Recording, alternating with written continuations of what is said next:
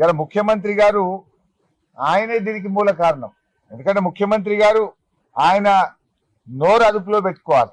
ఆయన మాట్లాడే భాష బజారు భాష, రెచ్చగొట్టే విధంగా ముఖ్యమంత్రి గారే మాట్లాడతారు. పేగులు తీసి మెడలు వేసుకుంటా, లాగులలో తొండలు జొరగొట్టా అని పిచ్చి పిచ్చిగా ముఖ్యమంత్రిగా ఉండి రాగద్వేషాలకు అతీతంగా ప్రవర్తించాల్సిన ముఖ్యమంత్రే రెచ్చగొట్టే విధంగా మాట్లాడితే డెఫినెట్ గా కింద మీ కార్యకర్తలు కూడా అట్లనే చేస్తారు కదా. ఇప్పుడు ఇదే గాంధీ అయినా దానం నాగేందర్ బీఆర్ఎస్ లో పనిచేసిండ్రు. కేసీఆర్ నాయకత్వంలో పనిచేసినప్పుడు ఎట్లున్నారు, రేవంత్ రెడ్డి నాయకత్వంలో పనిచేస్తే వాళ్ళ వ్యవహారం ఎట్లున్నది?